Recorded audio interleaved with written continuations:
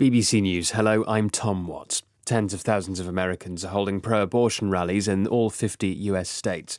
New legislation in Texas that prevents almost all terminations have sparked the demonstrations. In Washington, D.C., demonstrators marched to the Supreme Court, which they fear will be instrumental in rolling back constitutional abortion rights. Here's Barbara Pletasher. Many here were motivated by a new Texas law that imposes the toughest restrictions in the country, banning abortions after only 6 weeks of pregnancy. It was hailed by the Republican governor as a way to protect the lives of the unborn, but condemned by the White House as a violation of constitutional rights. The Supreme Court allowed this law to go into effect, a sign to protesters that the balance of power on the bench has shifted, conservative control strengthened by Donald Trump's judicial appointments. The court will take up a challenge to national abortion rights in just a few months.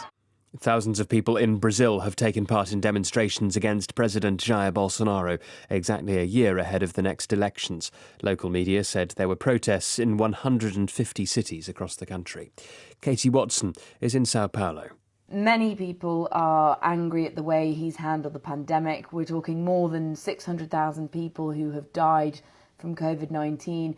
Add to that accusations of corruption, concerns about threat to democracy. Certainly there is a lot of tension at the moment as we head towards the elections a year from today. Concern about where the country's going and the divide between Bolsonaro supporters and the opposition is as stark as it has been, has ever been. It's still a very divided country. There have been chaotic scenes in the Chilean capital, Santiago, as police tried to control rival marches for and against migration from Venezuela and Haiti. Several people were injured as protesters threw stones when the two marches converged in the city centre. In northern Chile, groups of migrants were moved from a nearby beach camp for their protection during rival marches.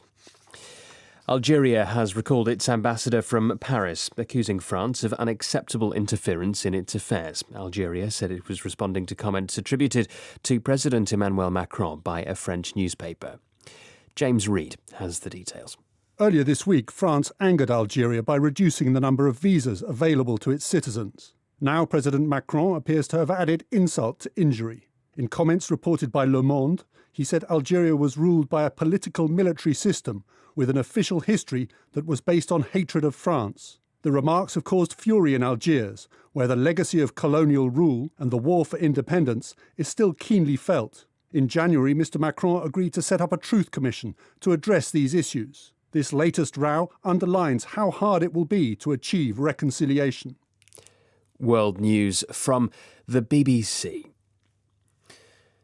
A Saudi-born Canadian man, Mohammed Khalifa, who narrated violent propaganda videos for the Islamic State group, has been charged by a US court. Peter Bowes has the details. Mohammed Khalifa, who was born in Saudi Arabia, was captured by a US-backed Kurdish-led militia and recently transferred into the custody of the FBI.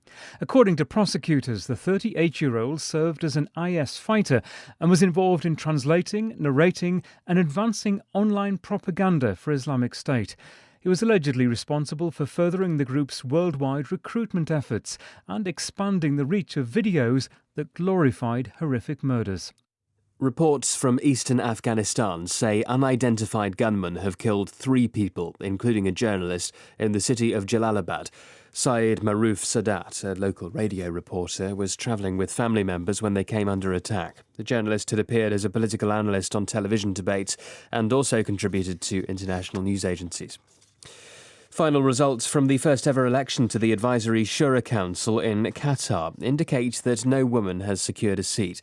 More than 10% of candidates contesting the 30 available seats were women.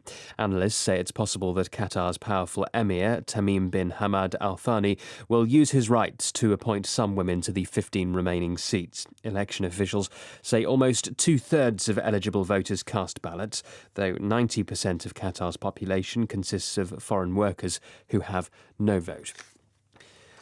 A fire has destroyed or damaged more than 200 homes on the resort island of Guanaja in Honduras.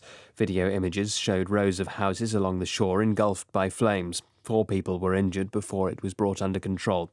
The island is part of the Bay Islands chain, which is a popular diving resort because of its large coral reef.